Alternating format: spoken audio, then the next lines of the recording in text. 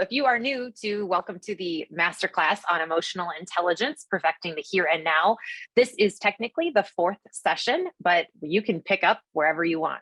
However, if you would like to go back and reread or revisit some of these, you can go back to the Bloom Vault where all of these are kept.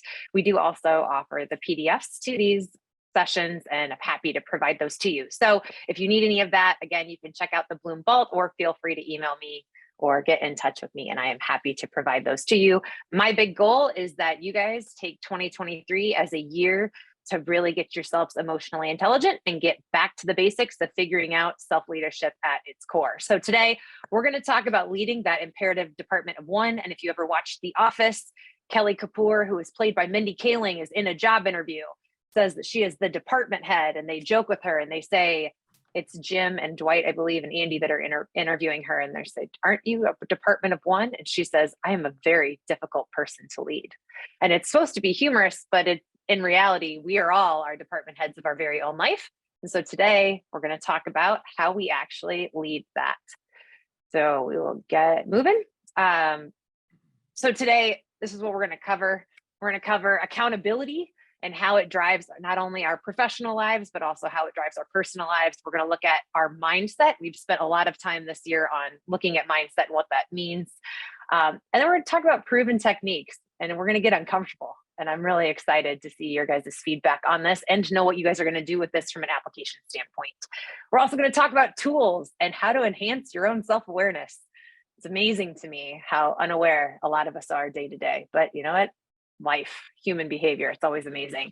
And then we're going to talk about how do you actually set effective goals, time management, and prioritization. We're going to take this in a little different way than I think you guys are thinking we're going to. So we're going to call today Self-Care with Dr. Claire. Just want to remind everyone, I am not a medical doctor. I just study human behavior and tell you what I find out. So just want to preface that. So today's session is truly going to cover this amazing topic, which we know as boundaries.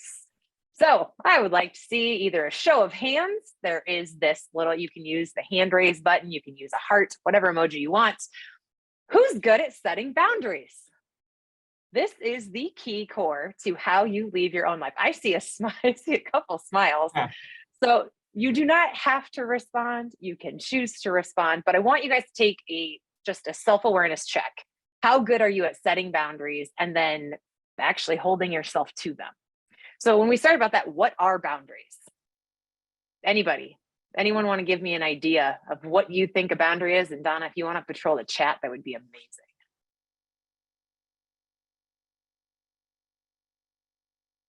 Vincent, I feel like anything in the chat. Okay, basically setting boundaries is doing things that,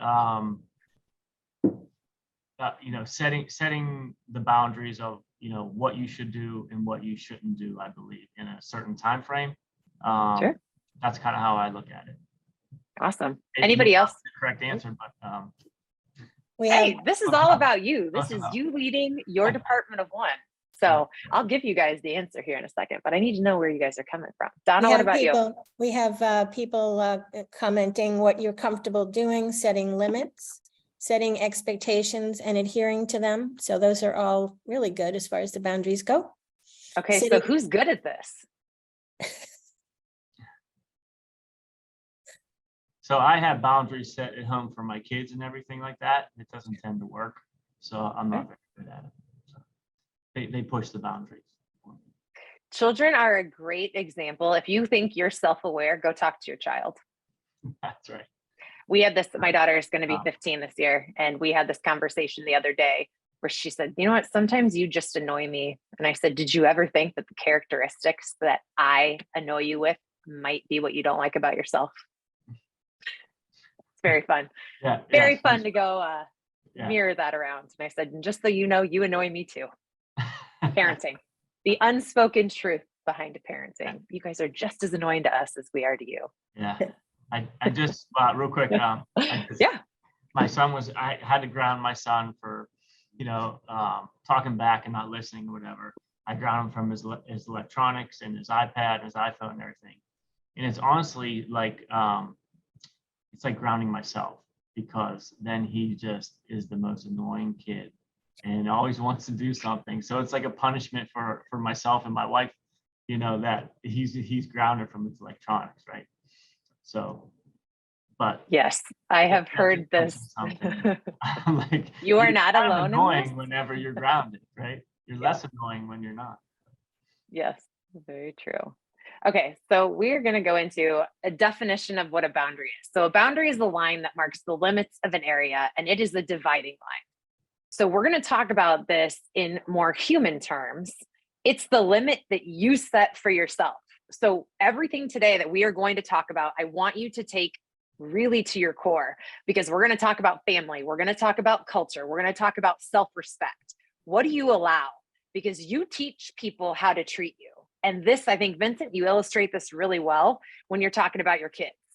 This is all about respect, self-respect, how we show up for other people. We teach people how to treat us by what we allow in our day-to-day life.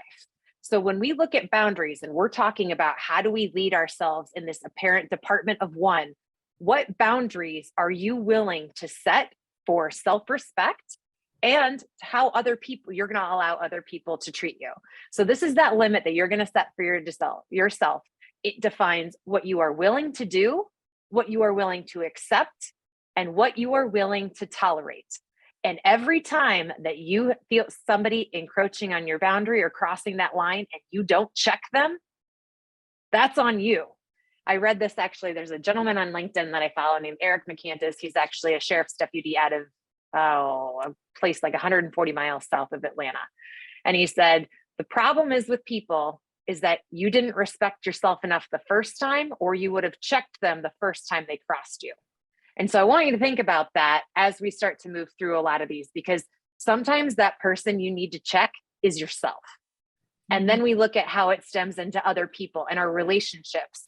And for those of us who have children or have adult children or have grandchildren, that's mirrored back to us all the time. How well did you put that boundary line in place? And it can be mirrored back to you where, like I say to my daughter, you know, you think I'm annoying. Well, I think you're annoying too. And then I have to like reflect, what are the characteristics that we are displaying? Because if any of you know my child, she and I are almost twins, personality wise, looks wise. So anything that is annoying me about her is probably a characteristic I need to check on myself and figure out what needs to be adjusted. The other thing with boundaries is that it protects you. These are how you protect yourself, your dignity, your respect, your integrity, your ethics, everything. And it's also for you to have your own thoughts and feelings. And it also guards them from being criticized or invalidated. And we're going to talk really heavily about why these things get crossed and why this is not something we talk about all the time. So when we look at personal boundaries, these are life skills that we should have all learned a long time ago. But they really started when we were looking at that self-help and this whole preponderance of self-help, self-awareness, self-leadership, really from the mid-'80s is where this started to become something that was more widely talked about and appreciated in the psychological world, as well as how we looked at things in a leadership capacity. So this is openly communicating and asserting personal values that help us to protect from having our own selves feel compromised or violated. So again, I'm going to go focus back. This is how we are leading our department of one, because if you can't set your own personal boundaries, this ends up becoming a pretty big impact that's going to be how people treat you, how people will respect you, how they talk to you, what kind of work you are given versus your peers, what you stand up for, what you believe in, and how you show up for that most important person, yourself. So when we look at this, what do boundaries mean and why do we need them? Anyone want to share anything that they have as a thought on this? Why do we need them in your own words versus the definitions that I've given you?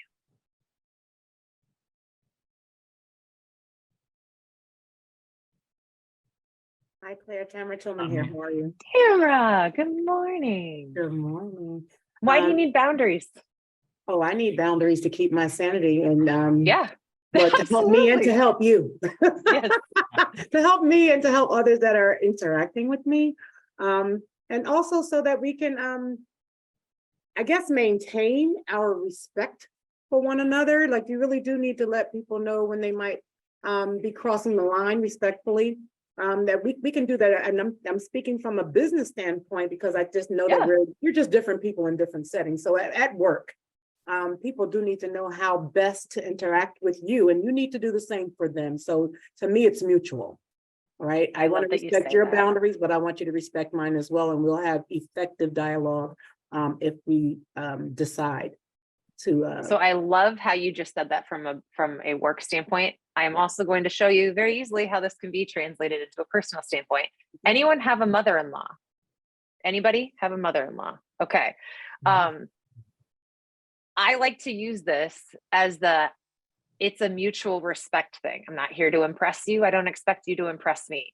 Our goal is to have mutual respect for one another, where sometimes there tends to be like this power dynamic where, life can be very interesting when the mother-in-law is around, but it becomes a very mutual respecting thing, and having boundaries like spatial boundaries or time boundaries or communication boundaries can be very helpful in these type of family dynamics. And Vincent is smiling, so I think that might be resonating with him. So my I'm sure she's perfect, and this will not be used against you. Not at all. I have to learn how to. Well, she actually watches my 3 kids, so she's our babysitter, right?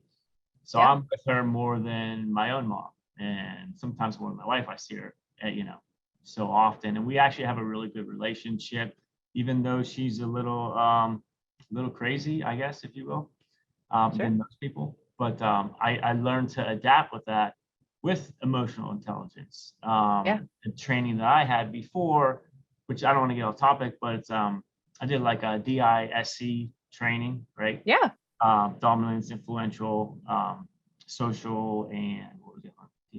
DISC, compliant, right? So it's who's a dominant person? How do you know within that 10 seconds of meeting somebody what kind of personality type they are, and then how to adjust yourself to deal with them is their personality type, right? And you can take tests on that, score what you are, and see what you are, so that's how I look at it a little bit. You have to deal with everybody's different personality types, right? If they're dominant, if they're influential, they just want to, take you out to lunch and just relax. If they're dominant or type A, those type of things. If you can read that quickly with people, it gives you, it just really gives you a step up on how to deal with people, and then how to set boundaries with those people. Yeah, I think that's great. Perfect. So when we talk about why do we need these, I'm going to go back to because they help you, and then they help other people around you, because we all need these to be able to be effective and feel good in our own bodies. At the end of the day, our goal in life, our whole mission of being here is to have a really fulfilling, happy life. And so to be able to do that means that you have to start by taking care of yourself first. So when we start looking at boundaries and what we mean, the purpose of these, I told you this is self-care with Dr. Claire today. So it's a self-care practice. It also defines the roles that you're going to have. So whether these are personal or professional, you get to define that. I mean, how personal do you want to get at work? We talk about being emotionally intelligent is trying to get a little bit more investment into our people. And also we have to respect that people have boundaries that maybe they don't want to go there. Maybe this has to be a boundary for them. It's also a safeguard to overextending ourselves. I have in the past year probably paid more attention to my emotional bank account with the introvert to extrovert scale. I appear to be a huge extrovert, and I am probably about 60% of the time. But in order for me to be that extrovert that's out there, being around people, wanting to pour into other people, I have to take care of myself, and knowing that I have to intentionally restore myself in solitude. And we'll talk about solitude versus isolation, but paying attention to what do you need in your emotional bank account to make sure you're showing up as your very best self. A lot of times we will numb and use numbing behaviors to continue to just try and keep moving forward. But I'm going to ask you to start paying attention to this kind of stuff. Do you overextend yourself? And then how do you feel in that process? How do you communicate acceptable or unacceptable behaviors? I will tell you, when I happened to work on the insurance side, I remember somebody told me that I was emotional. And I was like, if you mean passionate about my job and people, that's fine. But that is not an acceptable word to ever use in a boardroom with me, ever. Not emotional and passionate. And would you use that word to my peer sitting next to me who might not be the same gender as me? So when we talk about what is acceptable communication or unacceptable behaviors, it's not just words, it's not just tone. What will you tolerate and what won't you tolerate? The other thing with this is that it's not always about you. What stage are you setting for those who come after you, whether that be a personal landscape or whether that be your children? You're modeling behaviors for your children. If you have healthy boundaries, more than likely your kids will too. And so it's thinking about that. How are we showcasing this for our teams, for our families, for our children, for our friend circles? What does that look like? And the way we ask people to show up by holding our own needs first, that ends up being important. And these are your boundaries. You don't have to apologize for them. We're done saying sorry. There's no sorries when you are doing self-respect. So, all right, for Thursday, which is tomorrow, I want you to have reflected on this. So you get a day. I want you to take no more than 24 hours, and I want you to think about this as we go through the next few topics. Why do you personally need boundaries? Why do you specifically need these? And I want you to think about this for your professional needs. And then I want you to think about how well are you doing in setting them and executing. And we're going to get into specifics. So the more specific that you can get for yourself, the better. But if you've got your Outlook up or you've got a calendar, give yourself 24 hours to reflect on this. And I want you to revisit this, because the only reason that these masterclass series have any meaning is if you can actually apply them to your day-to-day life, which is why I want you to use this for tomorrow. I want you to reflect on this, because we're going to give you a ton of information coming up. And I want you to take the time to think about this. Why do you need these? How well are you doing in setting them? And how well are you doing in executing them? So let's keep moving. All right, so what do boundaries look like? Boundaries are going to be different across the board. They're going to be different in a personal standpoint. They're going to be different professionally. They're going to be different with your children versus your teammates versus your partners versus your friends. So let's start looking at some examples of what a boundary is. So a first physical boundary on any of us is our skin. Skin is a boundary. It keeps all of our organs and all of our fluids inside. It is a boundary to the outside world. Words are also a boundary. Truth can be a boundary. Geographical distance. Maybe we live specific amounts away from other family members on purpose to keep a good boundary. Time can be a boundary. Emotional distance. Other people. And of course, consequences can be boundaries. In life, we make decisions, and every decision renders a consequence. Sometimes those consequences are awesome, and sometimes they are not so great. So thinking about that as we go along this. So let's think about this. Can someone give me an example that is true to them? What is a boundary that is true to you?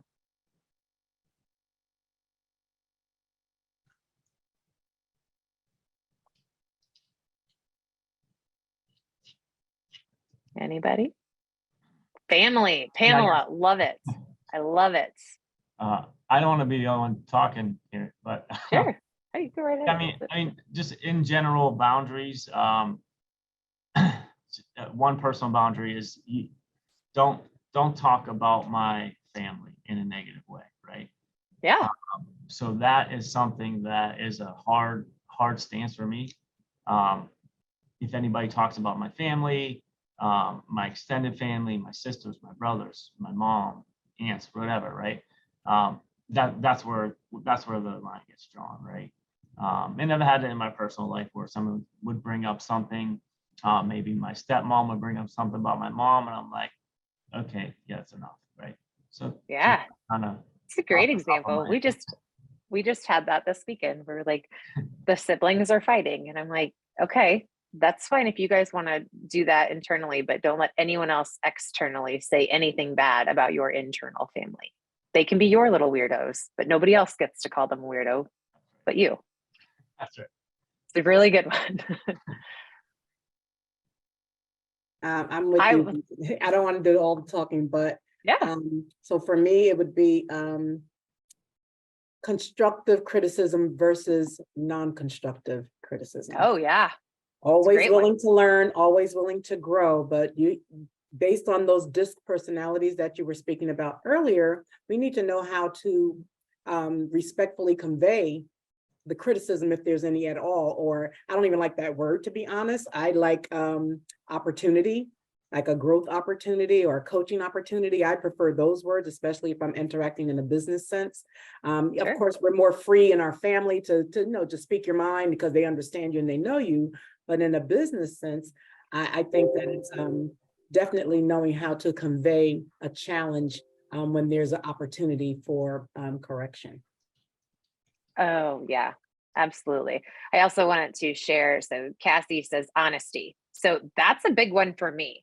So if you have followed along with this series or ever read anything of mine, I was a foster to adopt. My adoption story was a complete lie. So until I was 35 years old, the story I had been told was a complete lie. If you lie to me, that is a trigger. It is a huge trigger and a boundary, and it's a deal breaker for me in most senses.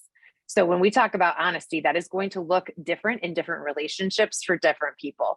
But I can tell you, like in my intimate circle of friends, family, partner, etc., kids, if you lie to me, that can be a very substantial deal breaker where maybe if it was Donna can have a little bit more resilience to that. I can't. It's not my story, and it's not something that I'm willing to compromise with. And so when we talk about boundaries, they might look different for different people because it's what's true to you. And when we can understand that and be able to take those accountabilities for the experiences we've had up to this point, most people in my life know that. They know that honesty is a super important part of things because I can handle understanding not so great circumstances. I just need you to give me the full information up front, because right, wrong, or indifferent, if I have all the information, I can at least logically understand what was happening. I don't have to agree with it. I don't have to disagree with it, but I need all the information to just understand the why. And I use this a lot with my daughter, where I'm like, you just need to give me all the information so that we can figure out then how we problem solve. Not right, not wrong. I just need to have it, understand your why, and then we can move forward. And again, that's going to look different for different people based upon our own life experiences and what we have had up to this point. So does anyone have one of these? I'm pretty sure you can see my daughter and I, yay. Let's start with some boundaries on our phones, guys. And I think, Vincent, you already talked about screens.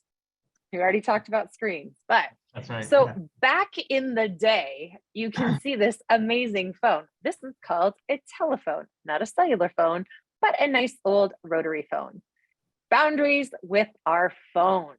Easy one. When do you choose to pick up the phone? How quickly do you choose to answer a text message? How available are you on your emails? So when we talk about what do you have for your personal boundaries, what do you have for your professional boundaries? Do you check your email on the weekends? Do you allow that to emotionally hijack you if you're with your family or your friends? What's your undivided attention time look like with your partner? Do you doom scroll? Think about phones and what boundaries you have. Remember, because today we're leading that imperative department of one. How do you regulate yourself when the alarm goes off in the morning? And hopefully you have one of your positive affirmations that we have used in prior sessions. But do you start checking your email or your text messages or LinkedIn or Instagram or Facebook or Threads now? What do you do? And how do you regulate yourself with that? Do you use some of the controls? Do you simply not allow yourself to do that for the first hour? Back in the day, it wasn't super easy to get a hold of people. I mean, it was for the most part. We survived, but we weren't as on as we are today. So I want you to think about what boundaries you have for yourself and also what boundaries that you set for others. So with my partner or boyfriend or whatever we're using for terms these days, if I catch him on Facebook when we are together or any type of social media, I get offended because we don't get to spend a lot of one-on-one time. And that's a boundary for me. If you want to go scroll on Facebook, do it on a time that we have not decided to mutually spend time together. And so then that's where we have to look at this. What does that look like for you? I know with my child, I want her undivided attention for the 7 seconds that I can get per day, that I want her to be focused on whatever we're talking about. And right now she's getting her driver's license. So that's also a big thing from an attention standpoint. But what kind of boundaries do you allow for yourself?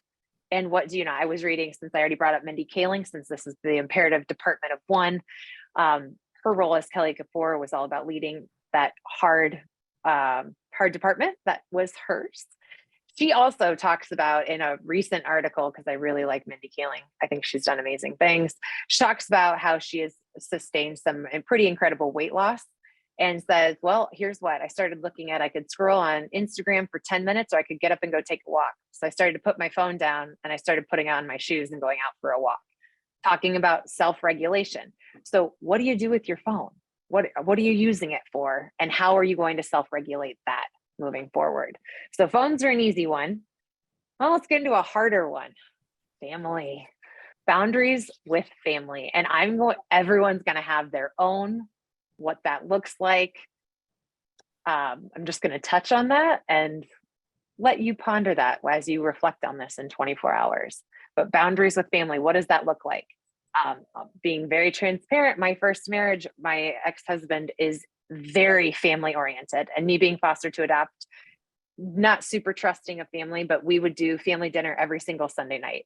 Super great for my daughter to be raised with that. Super overwhelming for me. I will say that was probably something I should have worked on from a boundary standpoint of trying to find a compromise of, hey, we see your family about 4 times a week. It would be great if we could do 1 to 2 times a week or every other week. But that's where you've got to say, what are you able to take on, and what are you able to talk through? So things to think about, especially when I hear friends that are like, I've got 7 Thanksgivings I have to hit in 2 days. I'm like, oh, okay. So again, boundaries, family, what are we allowing for ourselves, and how are we showing up to respect ourselves? And then we have obligations. There are things that we just feel like we have to go to, or we have to do because we are asked. Guys, stop. If it doesn't fuel you, get you excited, pursue your passion, bring some type of joy, going to give you the approval to say no. So now I can give you a homework assignment. Your goal by the end of this week is to say no to one thing. It can be whatever you want it to be. Maybe you aren't really in the mood to go to a baby shower this weekend. Well, you know what? Send a gift and don't go. Not a big deal. We tend to overthink that everybody thinks that it is so important that we are physically present. We're on every meeting. If you are not going to contribute to that meeting, don't worry about saying no. And then if you decline it and someone comes back and says, well, I really need you there. What's the why? What contribution can I have? Look at this from do you need to do it? Do you have to do it? What is the value add that you're going to bring, whether it be something personally or something professionally?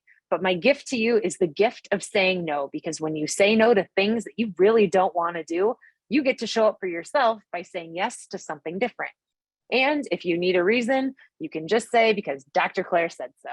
So there you go. That is your homework. Say no to one thing. There's a couple of comments that we had. Yeah, go for it. I just wanted to make sure that we didn't skip them. But someone wrote, no phone at dinner. So that's a great one. Be mindful of eating. Yeah, so that everybody's like this at the dinner table, right? Yes. Yeah, no, it's not good. I, of course, answered a question about, I have the Bible on my phone, which is what I do in the morning. So I do go on the phone, but it's on there. So it's a good thing. And then someone wrote, my husband's on the phone. I love this. At dinner or family time, I ask him to share with me what is more entertaining than speaking with our family. I think he gets off the phone pretty quickly. I love that. Thank you so much. Who said that? Thanks, Mary. And Tamara said, I receive it as disrespect when anyone is on the phone. Absolutely. During a meeting, whether it's in a group or individual one-on-one. Absolutely. So I 100% agree with that. And if anyone ever challenges you on that, your time is not more valuable than mine. It's just plain and not. My time is truly the only currency that we have. So when you guys are here with me today, I very much appreciate it. And I hope that you are able to take things away from this to apply to your own life. And this stuff's super important, because the more that we show up for ourselves, and the way that we show up in a true unapologetic fashion of being unapologetic about just existing and being self-respective, the better the world gets. The more we show up for ourselves, the happier we are, the better we are. A lot of things come from this point of obligation, but really when you break it down, who's that obligation to? A lot of these things exist within our own mind where there isn't necessarily a consequence, but we think we should do this because we were programmed or scripted because our parents did it or our grandparents did it or our friends have done it. And we really fail to realize that we don't have to. I quit going to baby showers a while ago and just started sending gifts, or same thing with bridal showers. I don't really want to go. I don't care to be there for hours. It's just not my thing, but I'll gladly send a gift. And you know what? I don't think anyone cares either way. They're just happy they get the gift and moving on. But things to think about, you know? Hey, I'm sorry to interrupt your call. Yeah. I do have to go. no problem. I have something. It's Hey, you know what? There are no obligation. sorries. It's an obligation. sorries. I know this is it is a boundary setting, but no, I do have to go. I have a call with a client, and it got moved to 1 o'clock. So I'm so sorry. This will be in the vault, Vincent. This will It'll be in the vault, so you can watch. Okay. You can watch the rest. You can pick up from where it left off. So absolutely. Okay, great. Yeah. Great. Thank you guys so much for inviting me. Awesome. Thanks for being here, Vincent. All right, Yeah. thanks. Have a Thanks good for one. participating. Sure. Anytime. Have a great day. Bye. You You too. too. Thanks. All right. So now we got to think about what's within our control. So we've identified what boundaries are. We know where these big obligations or these big factors that come into play, but what's actually within the scope of your control as you? So, and what is within your boundaries? So first of all, feelings. Feelings are yours. And if anybody has ever been to marriage counseling ever, or you've been to any type of therapy, this is where you start out with those I statements. I feel offended when you yell at me, or I feel offended when you are checking your phone during time that is supposed to be spent with us. They're your feelings. And the reason that this is important is because these are true to you. They're yours. So it is okay to have whatever feelings that you feel. They're never right. They're not wrong. It is yours to feel about things. Sometimes things become triggers, and other times things become glimmers. So if something happens to you, sometimes we have what we call a trigger, where it will bring up something from a prior experience, a prior life event, you name it, and that might cause an unhappy feeling. You might also have a glimmer where it is something that radiates hope and joy. But those feelings, they're all yours, and they're yours at your core, and you can own those. Those are within your control, your scope, they're yours. Then we look at attitudes and beliefs. You choose how you show up every day. Sorry to tell you guys, unpopular opinion here, but your attitude is 100% your responsibility. How you choose to show up is all about you, every piece of it. So when you wake up in the morning, what kind of a day are you going to have? What kind of a tone are you going to set for yourself? And how are you going to talk to yourself in the mirror to hype yourself up for the day ahead? A lot of times we just go through the motions and we don't take intentional time to be like, all right, today is Wednesday. I'm going to make today amazing. And you take that time because it's your attitude about what is coming next. And then your beliefs. What do you believe? Now, we are scripted and programmed, and a lot of things influence our beliefs. But at the end of the day, only you truly own that. And we'll talk about this a little bit more in depth when we come to culture and religion, because a lot of those end up being our family did this, so we decided to. But at the end of the day, it's your choice to believe into that, to practice into that. And this is all where it becomes, what does your self-respect play into that? So when it comes to your attitude, how much respect are you showing yourself if you wake up and you're kind of in a grumpy mood and you're like, I'm not really excited about today?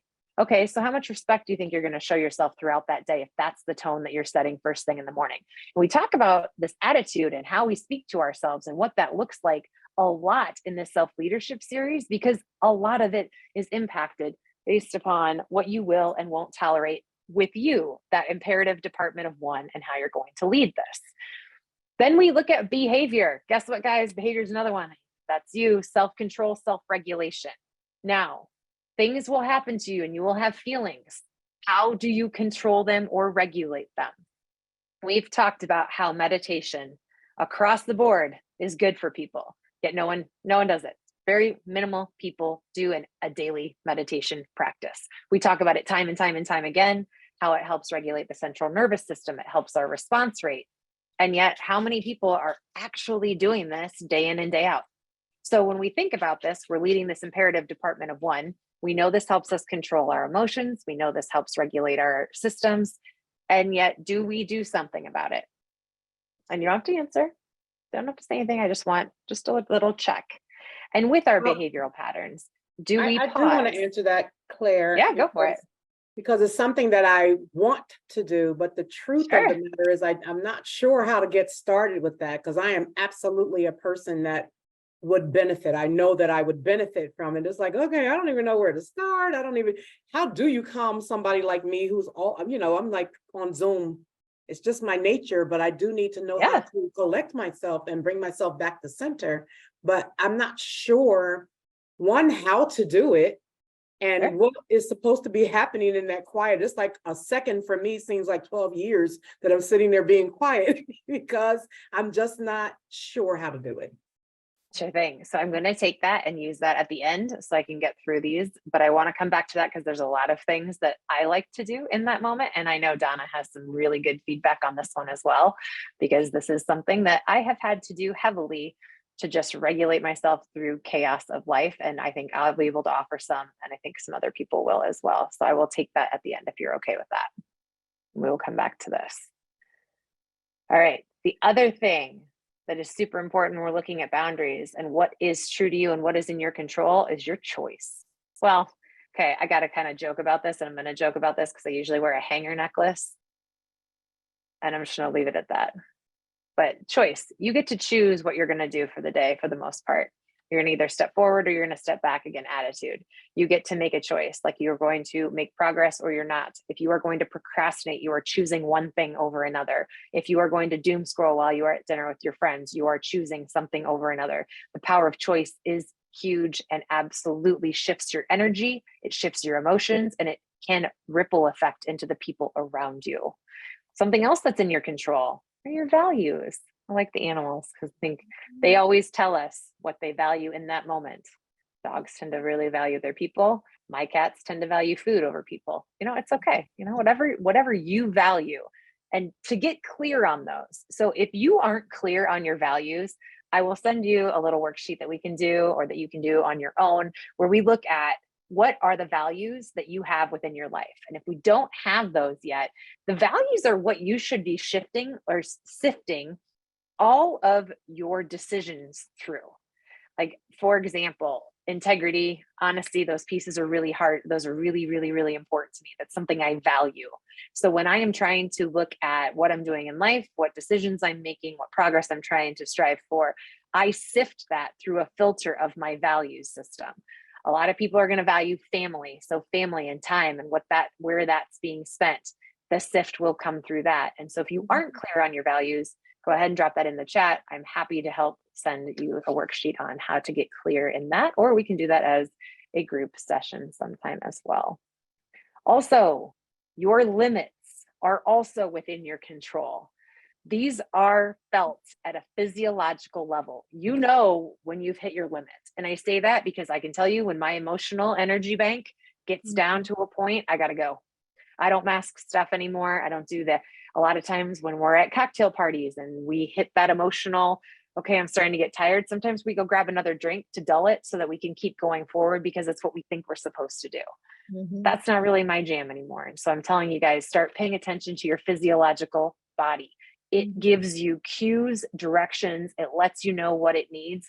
A lot of times we just don't pay attention to it, or we shut that voice down, or we find a way by doom scrolling, alcohol, overexercise, eating. There are different ways that we cope that try to push our limits, or we act in a reverse manner of self-respect by disrespecting ourselves, by trying to push beyond those limits. Your body, your energy fields, everything is telling you what you need to know in that moment. And when we talk about trusting that gut instinct, it is a very real thing. The decision-making center in your brain does not process factual information. It processes feeling.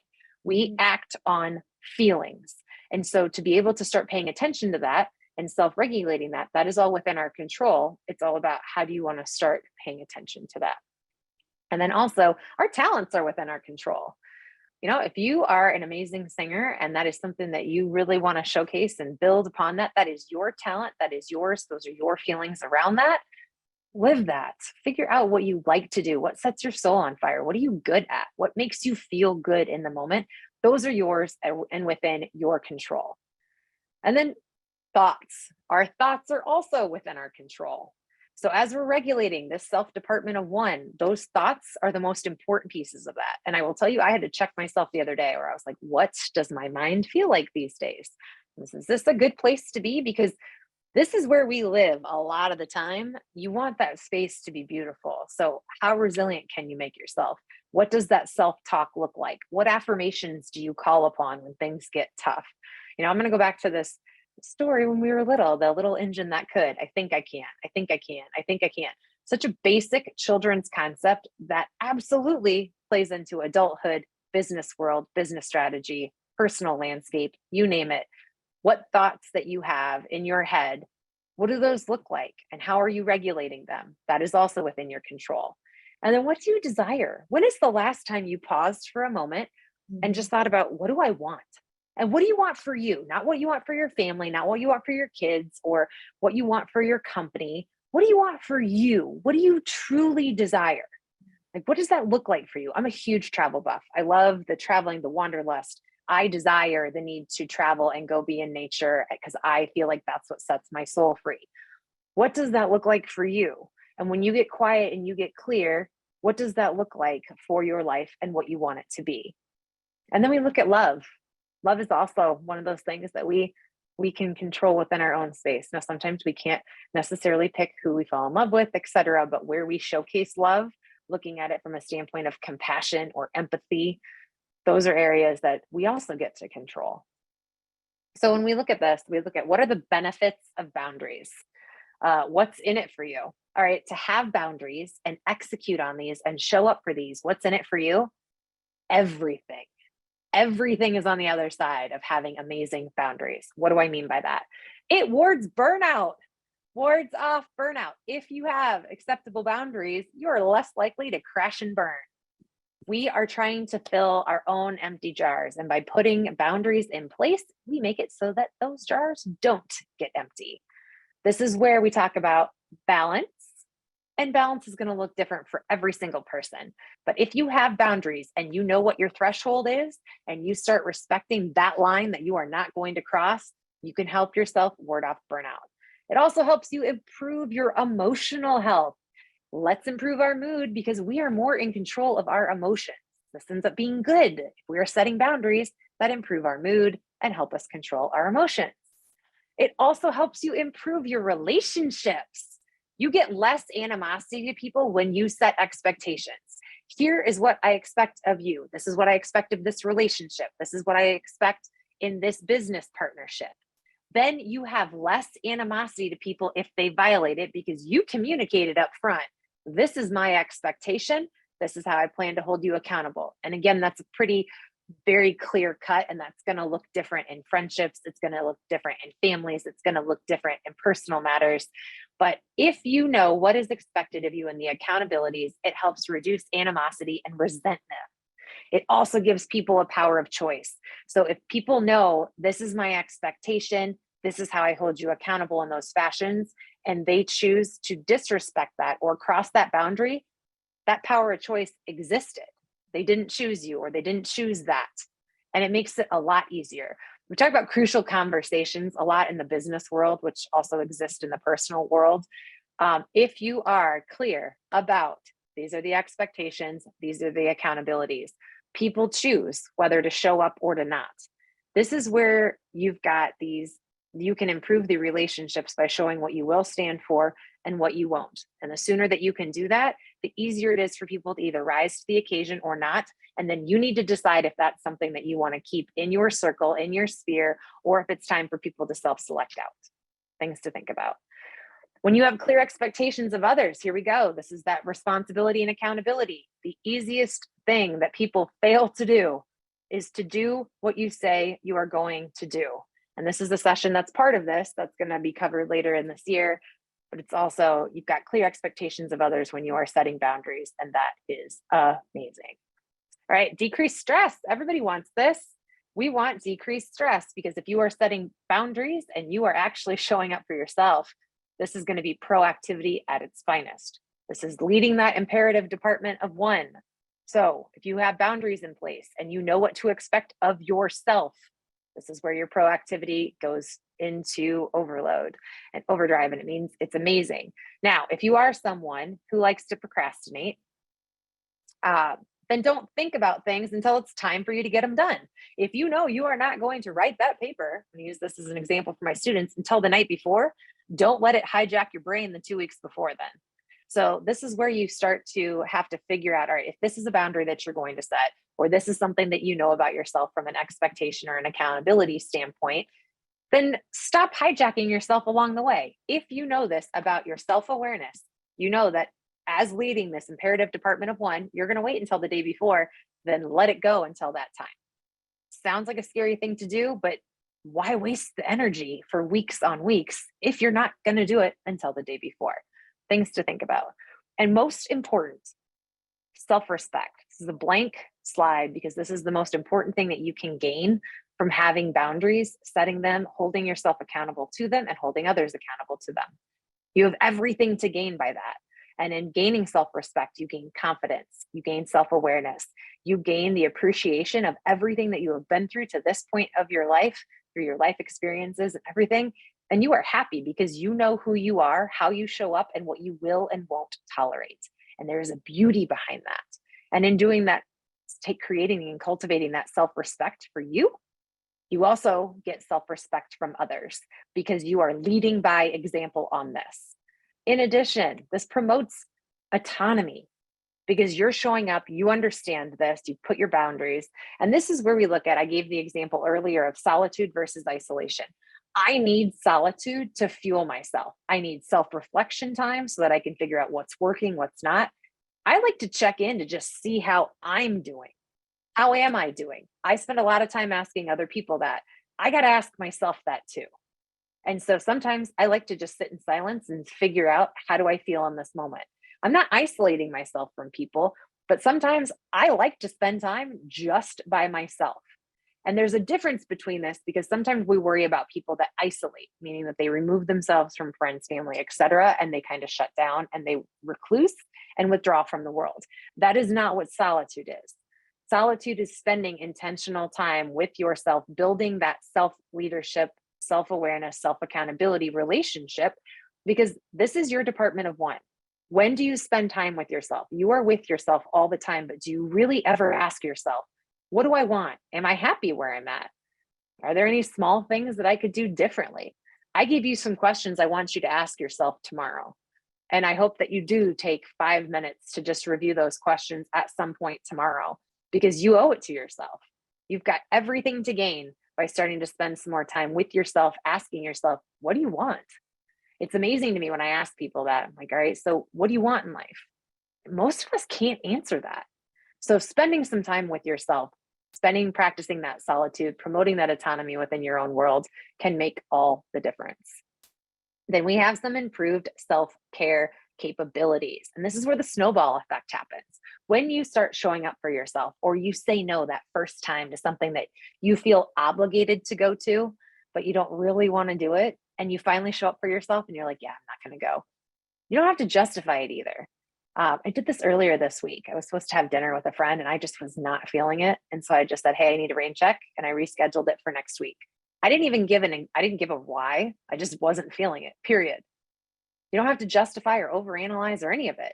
You just have to show up for yourself. I was not in an energetic capacity that I felt like doing it. Next week, I will be in a better space. It just depends on where your energy is going and what you've been accounting yourself to for the day. Things to think about. And then that mirror effect. How well are you doing at this?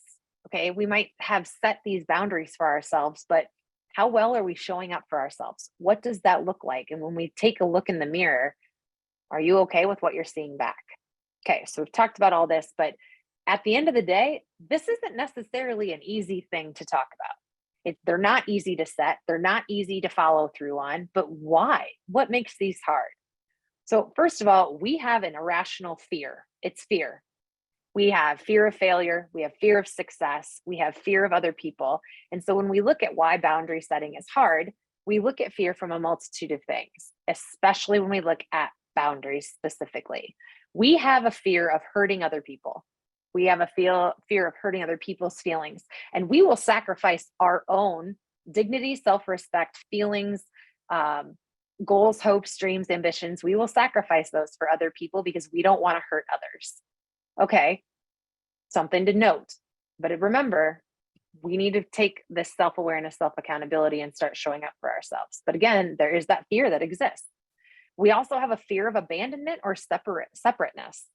And that is really hard for a lot of people. Sometimes we find ourselves in codependent relationships or whatnot, but we worry about people leaving us as a result of us having clear-cut boundaries. Sometimes people have a wish to be dependent upon one another. I can tell you my adopted parents are incredibly codependent upon one another. So there's that fear that if a boundary would be set, that they would lose that other person. We have a fear of somebody else's anger. Okay, at the end of the day, we can't control anyone else, but we get very fearful of other people's responses, mainly from conditioning, from generational programming, and from life experiences thus far. Those scripts that have been written in our life, that's what we draw upon, and we end up having a fear of somebody else's anger. There's also a fear of punishment or retribution as a result of this. What does that look like? We also have a fear of being ashamed. Okay, so if I'm going to take some value into something that I'm going to set a boundary on, sometimes people feel ashamed in that process. We also have that fear of being that boundary setting is seen as being bad or selfish, or that there is an over strict critical coincidence that goes in existence to this. So let's talk about where these come from. In childhood and adulthood, and I'm going to be very transparent, guys, we're going to go a little bit over 12 or at the hour. So I apologize, but if you want to stick with it, and if you need to jump off, you can always come back to, yes, Donna. Okay, somebody just wants to make sure that you're going to ask the 5 questions that you want them to consider. Okay, that was earlier in I want you to look at your boundaries that you have for yourself professionally, what boundaries exist for you personally, how good are you at setting boundaries, and how good are you at executing them? That's what I want you to reflect on for tomorrow. What do you have personal boundaries? What do you have professional? How well are you at setting them, and how good are you at executing on them? Okay, so why boundaries are hard, going back to this. In childhood, we are told these areas are not what you say. So if you think about this, when we are children and we are around family or friends or whatever, you'll see your parents say, oh, go give them a hug. We are not in tune enough when we are young children, or as we have been over these prior years or prior decades, of empowering children to say, no, I disagree. I will not. I choose not to. Stop that. It hurts. It's wrong. That's bad, or I don't like it. Add in the fact, if you're a woman, guess what? This is tenfold. You are not taught to be able to say, no, I disagree. I will not. I choose not to. Stop that. It hurts. It's wrong. That's bad. I don't like it. What does that transition to from an adulthood standpoint? It means that we have not done a good job of learning what is acceptable for us to set as boundaries, let alone fulfill them. So now here we are in our adulthood life trying to relearn what we need to do. And that takes a big component of what I'm going to call unlearning. So I'm going to run through and debunk some myths, and then I'm going to tell you what we need to unlearn. So if you need to hop off, I apologize. This is going to go a little bit long, but I think this is important. So if you cannot make the rest of this, please come back and visit it at the vault. This stuff's important for how you reprogram your brain. So these are the things that we have originally been taught in childhood. This is how we've been translating them into adulthood. This is where we want to give children, if you are a parent right now or a grandparent, or you influence any children, allow them to be able to say these phrases. If you influence anyone at this point, allow people the freedom to be able to say these statements without retribution. This is where this becomes really important. And it mainly starts with family. A lot of this stuff are learned behaviors from either our immediate family, our nuclear family, our generational scripting from grandparents and great grandparents and whatnot. And that can end up putting in some pretty heavy stories for ourselves. And this is where when we start to debunk our truths of, is this actually true, or is this something that was a learned behavior?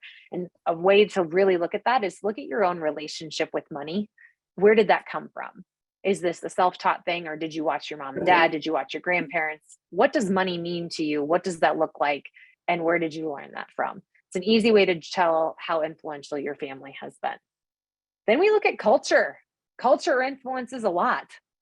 The American culture is an interesting one. There are a plethora of others that exist right here in this Zoom space. And culture can dictate whether you say yes, no, stop that, it hurts, etc. So when you look at that, family and culture play massively into the scripts about what we will and won't tolerate from our own boundaries. And getting quiet, getting clear, and figuring out what's going to be your truth for you is a very important component of this, especially as we look at self-leadership and leading that department of one. So let's debunk some of these myths, because right now you are done lying to yourself. We are taking that mirror effect and we are done lying to ourselves about boundaries. So first of all, if I set boundaries, I'm selfish. You are absolutely not selfish. It is your responsibility to show up for yourself. You are responsible to be a functional, contributing member of society, and it is our job to raise them if we choose to have children in this world. If you are not setting boundaries, you are actively disrespecting yourself. So I want you to think that, let that one sink in for a second. That means you are allowing other people the ability to dictate what you do with your time. You are allowing other people to influence and dictate how you are feeling, what choices that you make. If you are not setting boundaries, you are actively disrespecting yourself. Moving on, next one. Boundaries equal disobedience. No. Tell the truth about your motives. Most of the time, it is not an evil thing. Saying no gives you an opportunity to say yes. And sometimes so I give you the example earlier that I said no to a dinner earlier this week, because if I would have showed up, I probably wouldn't have been in the best mood anyway. And then that ripples into the people that I would have been sharing a meal with. If I act like I don't really want to be there and I'd rather be somewhere else instead of just saying, no, let's do this a different time, I end up putting that energy out into those people's lives as well. So we are responsible for the energy that we take into a space. And so if you are doing something or not doing something, the energy you are carrying with that absolutely ripples into the people that are around you. So remember, saying no, you've got to do that. You've got to say no once this week to something that you don't necessarily need to do. All right, by setting boundaries, others will what you? Sometimes I think it's others will hurt me. Okay, allow people to show your true character and how much they respect you. So if you set boundaries and people cross them, guess what? That's how much they respect you. This can be a very hard truth, and it's going to hurt, because some people just aren't going to show up because they believe that their boundaries or what they need from you is more important than what you have identified as important to you. But allow other people to show their true character, and then you get to figure out what to do with that. Do you want to keep people in your life that lie to you? Do you want to keep people in your life that show up for you? By setting your boundaries, people will either understand and respect it, or they won't. And then you need to make a decision on if those people stay in your circle, how often you give them scripts in your play, in your story, and what you do with that. Let them show up and make that choice into if they are going to rise to the occasion or not. If you set boundaries, you will hurt others. Okay, I'm going to remind you, you teach people how to treat you. So this teaches people how to be responsible for their own lives. You can't always throw things on me. I'm not going to take on that project. I said I would help you that one time, but now this is a responsibility for you. And if you can't get it done, but that's your job. I came in to help for once. It is not our responsibility to fix everyone either. So again, boundaries. You are not hurting others. People have to be responsible for their own lives. By setting boundaries, I'm angry. No, boundaries establish an expectation, and that actually will decrease your anger and increase and elevate your mood, because you are telling people from the get-go, if you cross this, I will be upset. Some days when I've had a long day and I know my emotional bank account is dwindled, I will give my daughter a heads up. Like, hey, tonight, we're not going to joke around a lot tonight because mom's kind of got a little bit left in that bank account and that's about it. So let's not mess around with her tonight, or take Snapchat filters for your friends of terrible photos of me. Not in the mood tonight. So I like to set that expectation so that if that boundary gets crossed and I lose it, I gave you forewarning. So things to think about. All right. When others set boundaries, it injures me. No, guys, guess what? It's not always about you. Boundaries are personal. So if someone has a boundary, it has nothing to do with you. It has everything to do with them and how they want to show up for themselves. Boundaries aren't personal about other people. They're personal to you and what you need for yourself to feel whole, complete, and to show up as your very best self. Boundaries cause feelings of guilt. Okay, this one is an important one. All of them are important, but this one's really important. I want to cover this under gifts. So when someone gives you a gift, the intention is that there are no strings attached. It is a gift. You owe people nothing. Now, there is this innate feeling that when we do something, we give somebody a gift, we do an act of service, we extend an affirmation, that somebody is then indebted to us and they owe us something. No, when someone gives you anything, when they give you a gift, an affirmation, an act of service, they do something for you. The only thing you are responsible for is to give a gift of gratitude back. Gratitude, that is it. We have this innate feeling that someone does something for us or gives us something, that we're indebted to them and we owe them some non-existent debt. No, false. Absolutely not. They are gifts for a reason. They are supposed to be selfless acts. We've got to reframe our mind of, well, they did this for me, I owe them something. No, you don't. No, you do not. This is an awesome, if you've ever watched The Office, there is an episode where Andy and Dwight go back and forth. Andy does something and Dwight's like, oh, I don't want him to owe me. I got to do this. And they keep competing with each other over and over again. Guys, let it go. The only thing you ever need to extend to people is gratitude. And you can see this a lot, specifically when women give compliments to other women. Hey, I really like your hair. Oh, those are really nice shoes. Just say thank you and end it. They wouldn't have said something if they didn't believe it. So let it go, say thank you, and move on. Feel it. It is okay to feel gifts, affirmations, acts of service. You are not selfish for this. All right, boundaries are permanent. False, no, they are not. You can always change your mind. You are making the most educated decision at a pinpointed moment in time with the information you have in that moment. You might get information after you get off of a phone call, and it could completely change the trajectory of what you were originally thinking. That's okay. Boundaries are not permanent. You can recreate yourself at any time. You own those boundaries. They don't own you. And your no is always subject to you. You could have said no to something last week that maybe this week you can say yes to. And just because you say yes once doesn't mean it is always a yes. Maybe one year you do the 8 Thanksgivings in a day. And the next year you're like, I'm not doing that this year. I'm only going to go to 1 or 2, or I'm going to host and everybody can come here and that's it. What you tolerated then, you do not have to tolerate now. You can change your mind at any time because boundaries are not permanent. So with all the boundaries, we just debunked some myths. The next part, and this is the last section, this is what I need you guys to unlearn. We've done a lot of learning. There have been a lot of scripts that have gotten us to this point of our life and this point of our career. Media has given us a lot of information. The entertainment industry gives us a lot of information. Podcasts, social cues, family norms, generational programming. The second component of the boundaries is we've got to rip off the Band-Aid and start unlearning some specific cues that I hope will help set you free along this road. So we are going to unlearn societal standards of beauty and diet culture. Guys, at the end of the day, what makes you feel amazing? And do that. Do that. There is not a number on a scale. There is not a specific hair color. There is not whatever.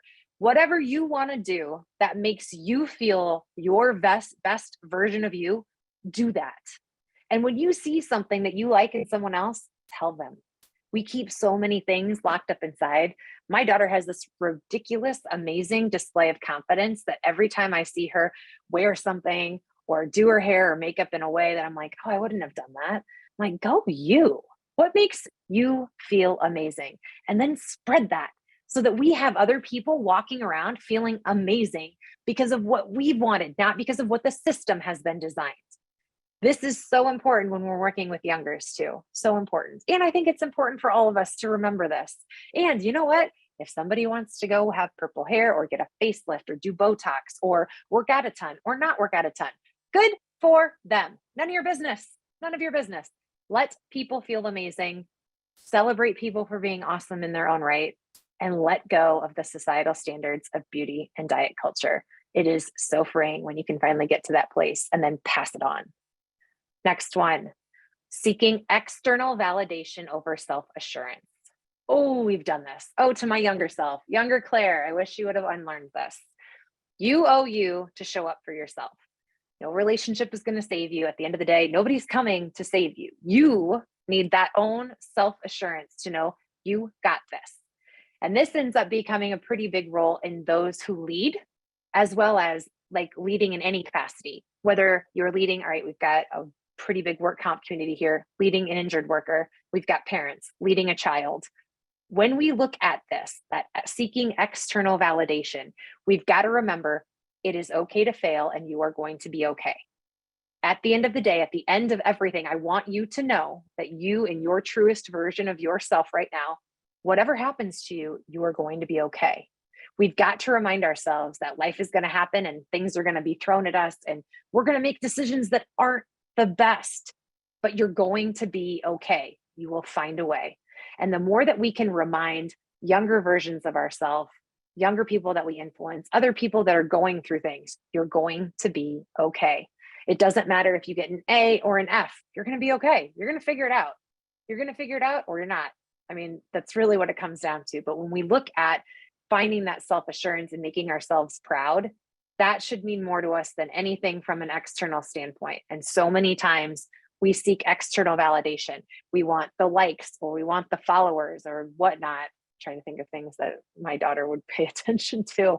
But we look at that, or we need the attaboys from our boss, or we need the recognition from our spouse. At the end of the day, what do you feel about yourself? And if you go look in your mirror right now, what kind of self-assurance do you give yourself? Instead of looking outwards, how often do we actually look in? And again, this is where I go back to how much time do you spend by yourself, with yourself? What do you want? What does that look like? How happy are you with your relationship with yourself? Again, we're leading that department of one. And when you're leading yourself, you've got to make sure you check in with yourself too. We are also going to unlearn distracting from hard feelings instead of processing them. Some of us compartmentalize. Some of us shift our energy. If we have issues going on at home, we tend to be more work focused and we're going to dive into work, or we're going to start a side project. We're going to drink. We're going to find some other substance. We're going to overexercise. We're going to do other things. Where are you placing your energy? And what would happen if you just stopped and you felt the emotions? And I like to use the wave analogy. If you stand in an ocean, the waves are going to come, you're going to feel them, and then they go away. So when we're looking at hard feelings and we're doing a lot of processing, because we're doing a lot of work as we do this self-evaluation and this self-regulation, when hard feelings come, it is okay to feel them. We need to make sure that everybody knows that it's okay to have feelings, whether you are a man or a woman, or however you identify yourself. It is okay to have feelings, and those feelings be intense and hard and whatever they are. And this isn't just like the bad feelings where maybe somebody's angry or they want to cry or they feel self-doubt or worry. It's also the good feelings. Like when good things happen, it's okay to feel happy about them. And it is okay to experience joy. I am somebody who always feels like the other shoe is going to drop. And so understanding that those hard feelings right now for me are feeling joy and happy, because it's something I've got to work on. I've got to work on reprogramming myself that feelings are just feelings. And it's okay to feel them. Again, whether it be sorrow or joy or whatever, it is okay. We embrace the waves of the ocean, and it's okay to have them. And we unlearn making myself smaller to fit into social situations. I think a lot of us can fit into this. When you walk into a room and we just want to assimilate, while there is some sort of norms that are established to cultural assimilation, guys, stay big, stay bold, stay beautiful. It is a lot easier to be you than to try and fit into somebody else's box. And it is awesome when we can show up as our most authentic selves. Again, we've got these boundaries. We're not making ourselves smaller anymore. We are done with that. We have spent the past how many years doing that? From here on, moving forward, we are not. We are showing up as ourselves. All right, unlearning, pretending like I'm fine instead of asking for support. Anyone guilty of this? You don't have to raise your hands because I already know everyone should be. We all play this. No, it's good. I'm fine. One of the hardest things that I have had to do is to learn when someone extends a hand, it's okay to put your hand in there and take the support or take whatever that looks like. Oh my gosh, do I know that this is a very hard thing to unlearn. Delegate, ask for help. It is okay. One of the most amazing phenomenons that exist is something called the Thomas Edison phenomenon, where if you actually ask somebody to do you a favor, they like you more. They're the one doing you the favor, and that they like you more as a result of doing it. It's fascinating, but it exists. So people don't get weirded out by when you ask them for help. A lot of times people want to offer help, support, whatever. Or if you need just like a super quick, hey, can you do this for me from a work project standpoint? This can help bond and build camaraderie in ways like never before. But we've got to stop telling everybody that we're fine, because sometimes we're not fine and we do need that help. Or maybe we need a 5-minute, I just need to go walk around the building and vent for a second in a safe space. Or I'm going to say some things that I feel in this moment, and I just need you to hold them. I don't need your judgment. I don't need you to give me advice. I just need this. And so when we are able to communicate that and start learning that there is support available for us, and now that I'm saying this out loud, I'm like, I'm going to have to go back and watch this and be like, hey, me, are you paying attention to what you're saying right now? Because sometimes this stuff is a pretty big mirror back for myself as well. But especially, I'm going to say this to the men, if there's any of you guys left on right now, ask for support, whether it be a friend, a wife, a partner, whoever that is. We got to stop saying that we're fine, because a lot of times we're not, or our mental health statistics would not be where they're at. All right, unlearning, ignoring my own boundaries to please other people. Hello, we have done this in our families for generations upon generations. Guys, self-respect first. Always self-respect first. Fill that own cup, your own cup first, so that you can then do others. And again, a lot easier said than done. But again, we're unlearning. We're consciously unlearning.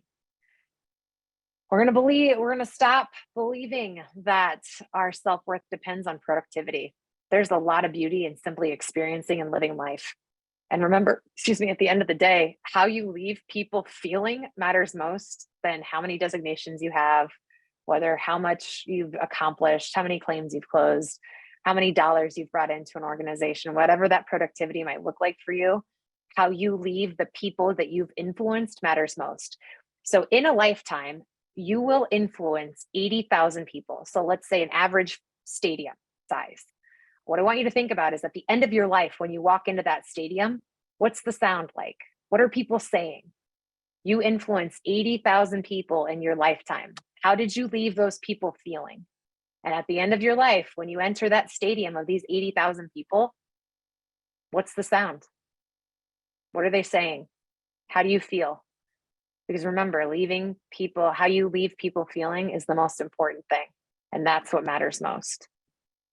We're also gonna unlearn sacrificing my voice or beliefs to avoid conflict. I love this quote from Brené Brown. If you want to make a difference, the next time you see someone being cruel to another human being, take it personally. Take it personally because it is personal. I'm done being quiet. I think maybe it's taken this many years to get there, but I hope you can also join in that. Whether it be friends, family, society, whatever that looks like for you, your beliefs and values.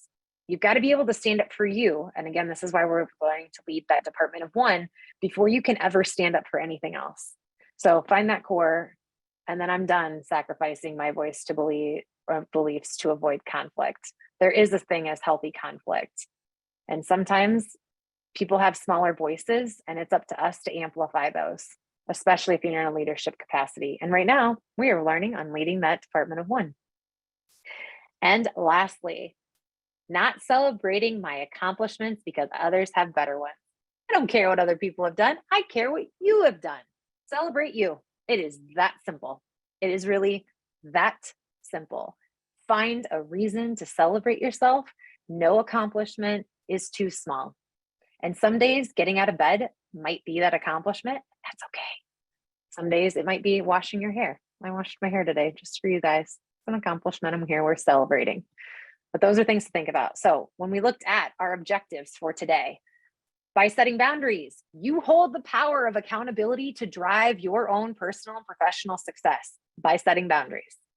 By setting boundaries, you cultivate a mindset of personal accountability because these are your boundaries that you have to hold yourself accountable to. You take responsibility for your own growth and development because you're setting boundaries of what you will and won't tolerate and what you will and won't go after for yourself. By setting boundaries, you enhance your own self-awareness that helps you define your values and align your actions with inspirations because you've put the pillars in place. And lastly, you effectively goal set, time manage, and prioritize your life because you put the boundaries in place of what you will and won't tolerate and how you will and won't use your time management effectively. Remember, at the end of the day, you teach people how to treat you. So our next class is coming back to you on August 9th. This class has been recorded and will be available to you in the Bloom Vaults. The next class is called Social Awareness Through the Lens of Perception. We're going to do a lot of work on body language and nonverbal cues, since 90% of how we communicate is nonverbal. Kind of interesting. So we will be talking about that and the lens of perception. So with that, I am Dr. Claire Musselman. I am going to touch on the meditation element, but are there any other questions outside of that?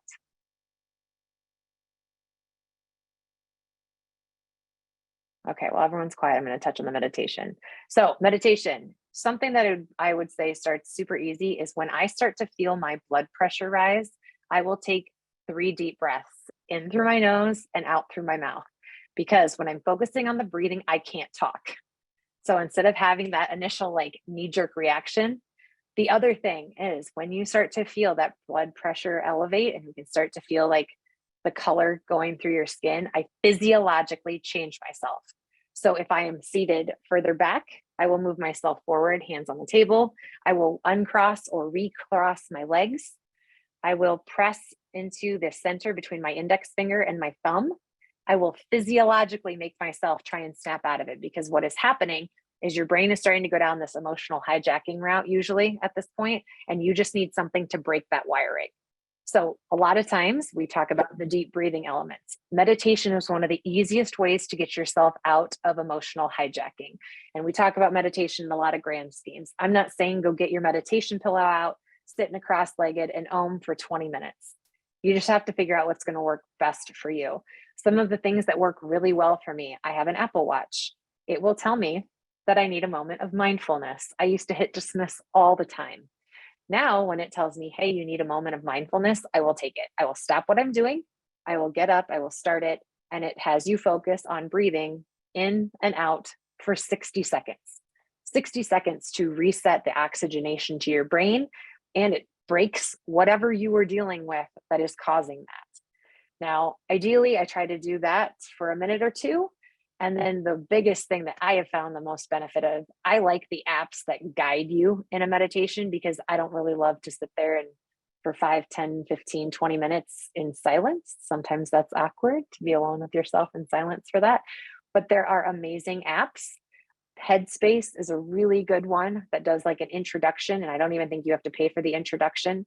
They also have a Netflix interactive that will help you go through the meditative journey. They started at 3 minutes, 5 minutes, or 10 minutes, and they give you 3 different scenarios, whether you want to meditate for less stress. If you're just a little over anxious right now, you might feel overwhelmed, and you can select it through 3, 5, 10 minutes through Netflix. Headspace, Calm Your Mind, I believe. You can also go to YouTube and get a plethora. There's so much information on YouTube. You could Google like 1 minute meditation. Sometimes they will have people talking. Sometimes they will have people with just music. And so that's available. There is also an app called Calm that is really helpful that will also help guide. And you can use different minutes depending on what you have. Insight Timer is also another app that is really great that offers some freebies in there, and you can pick how long. All right. So if you're like, I am not doing this for 20 minutes, I am just going to try and do a minute a day for the next week. Start there. That might be enough for you. Some people like to sit for a half an hour. I'm not a big half hour person, but I'm a big fan of the 10 to 20 minute time period, but I've also been doing this for a little while, so it makes it a little bit easier.